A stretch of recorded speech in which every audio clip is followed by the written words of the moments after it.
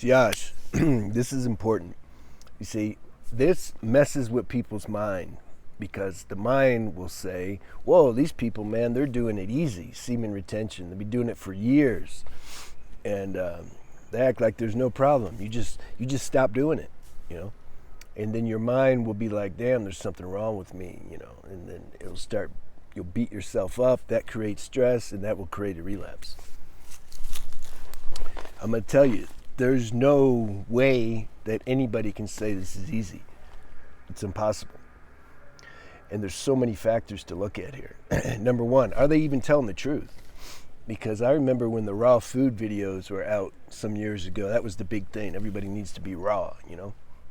And when you're making videos and you're have assumed some position, some teaching, you know, like you got some authority or something, then if you relapse, usually those people don't say nothing. They just justify in their mind, oh, it was one time, but I'm back on. There's no need to say anything. Maybe people will lose, I'll lose credibility, and then I won't be able to help them. That's how the mind justifies. It says I shouldn't tell anybody because then I can't help them. Because they're going to think I don't know what I'm doing. And I'm here to help people, so I'm not going to say anything. So people do that. This is human nature. This is where we're at, this time and age. It's very rare to find somebody who's truly honest and authentic. And even if they're telling the truth, they're usually lying about why they're telling the truth. There's some motive behind it of why they're telling the truth. It's like, I'm going to tell the truth so I can get something, you know, so you'll think a certain way about me. I'm going to apologize for something I did, so then you can be like, whoa, he's such a good person. You see? So everybody's motives are screwed up usually. So that's one factor. Are they even telling the truth, you know? Some do. Some of the YouTubers, they admit, like, man, this is hard. And that's cool. You can feel one with them, like they understand and they're the real deal. But a lot don't. The other thing to consider, if somebody's saying, see, you know now from my channel, especially if you watch the edging playlist, even if you don't, I allude to it in almost every video, there's different levels to semen retention. Like, what are we talking about here? We talking about never losing your semen? You have a girlfriend, you have a wife, never lose it? Or are you just you're not doing PMO? Is that considered not losing your semen? What about edging? I can tell you now, almost nobody, I can say this as a fact, is free of edging. In fact, nobody will ever be 100% free of edging. There's all different subtleties that go with that. You don't have to worry about that. Like, for practical purposes, when we talk about edging here, we're talking about usually like the most grossest level. Not gross like, gross meaning you have gross, you have subtle. Gross is the opposite of subtle. So the most grossest level of edging is when you would masturbate, get up to the point, get to 95%, and then stop and lock. Okay, that's edging. Or looking at things on the internet to give you a hit, to give you some dopamine hit, you know. Doesn't even have to be nude pictures, just risque pictures, just anything. And trying to get female attraction so you can get a dopamine hit. So like validation, like, oh, she thinks I'm cute. That gives us a dopamine release. So people do that. If we're feeling low self-worth, insecure, it's like, let's go get a girl to give me some attention. Oh, I feel better for a second.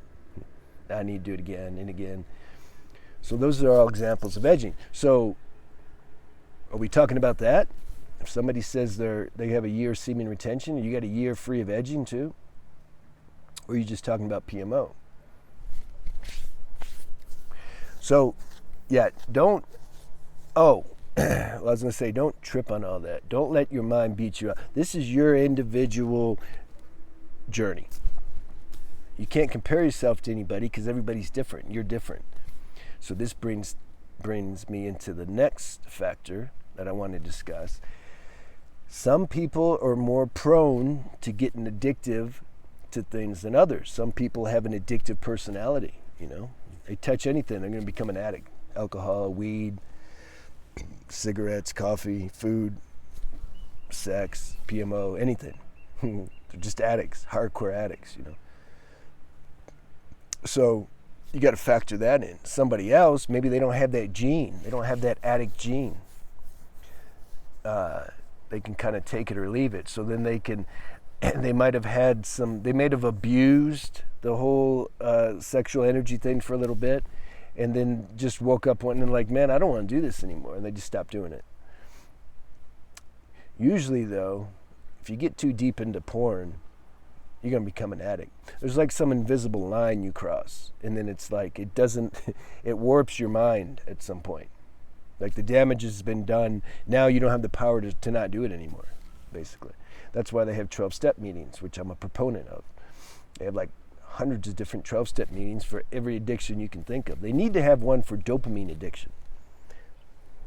I'm not going to start it. I'm too busy. But they need to have that.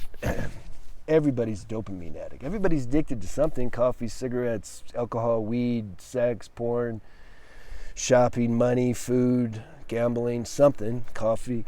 I mean, it's very rare to have somebody who's not escaping their inner state via some addiction.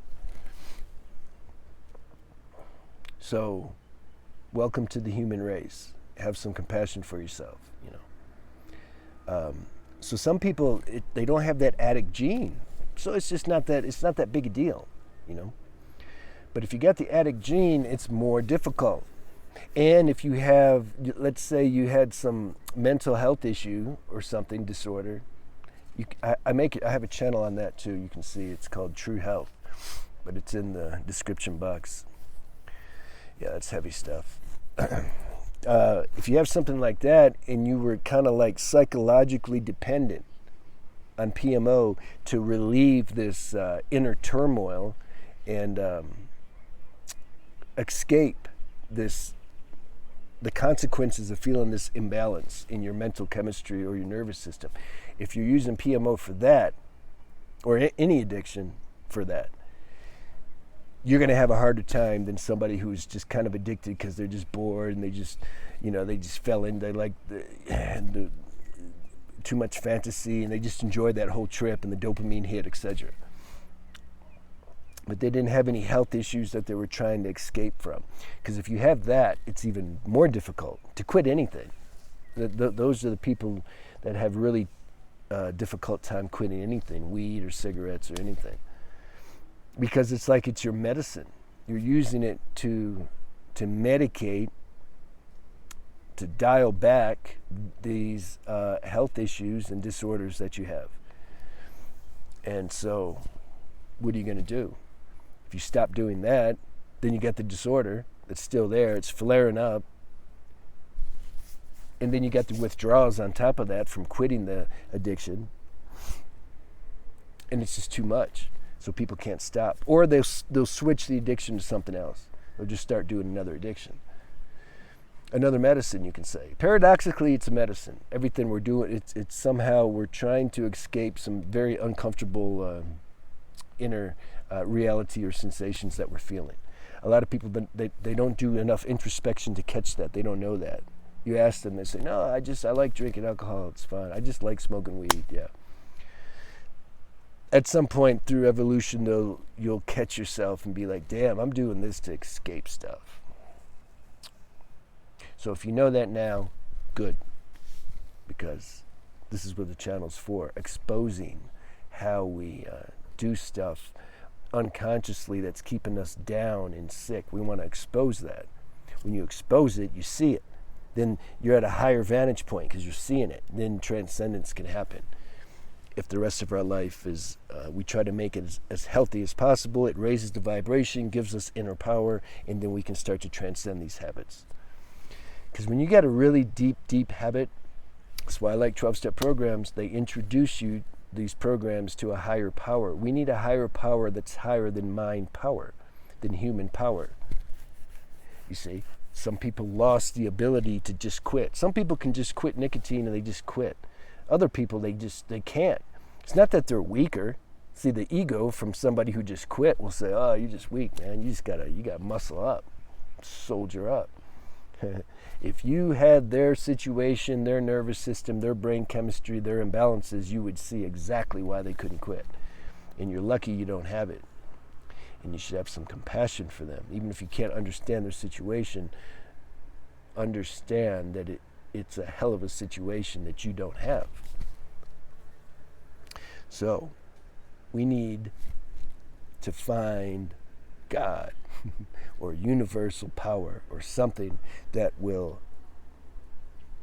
is higher than human power when we're really deep into addiction and we can't get rid of it. That's what the 12-step programs do. They introduce you to this program, and then they help you clear all the blockages out of the way that blocks this power, which, like doing introspection, just seeing like what's my life like, what am I doing, what are all the things I'm doing I shouldn't be doing. Put all that down on paper. Share all this with somebody. There's some spiritual principle about confession. Make a list of all the people you hurt in your life. Go make amends to them. Stuff like that. Have some kind of spiritual practice, prayer, meditation. I have another channel, Spiritual Renaissance, if you want to see that. So see, we need power. We're not going to be motivated to find that until we realize that we can't do it with our mind. We want to. We watch the YouTubers. They say, man, just quit. It's easy. Yeah, I want to be like that. At some point, we have to admit, though. It's like, man, I can't do it. It's just too hard. And then some openness. We're open-minded at that point, and then we can, damn, this is trying to get me. I'm a boxer. We got to be, then we're open-minded. When we get beat down enough, when we see year after year after year, it's like, damn, I can't quit this. Then we start, those people are ready to have a relationship with the higher power or God. Because once you see that you just don't have the power, what are you going to do? You got to find a higher power. There's nothing higher than the universal power that created all this in the first place. So I hope that cleared some things up, why sometimes semen retention it seems easy for somebody and maybe not for you. It doesn't mean there's anything wrong with you. In fact, it can mean everything's right with you. You know why? Because once you find universal power or God, it not only helps you with your addiction, this power bleeds through your whole life.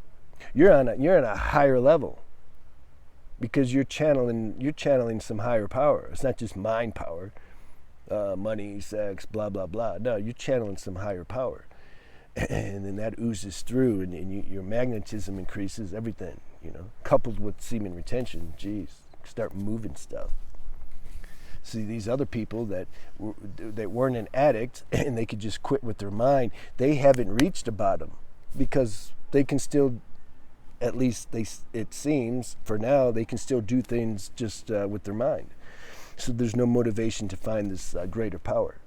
But see, you found it. So that was the blessing of going through hell and feeling like you were less than. Now, turns out you might be more than. You see? All right. Have a good day.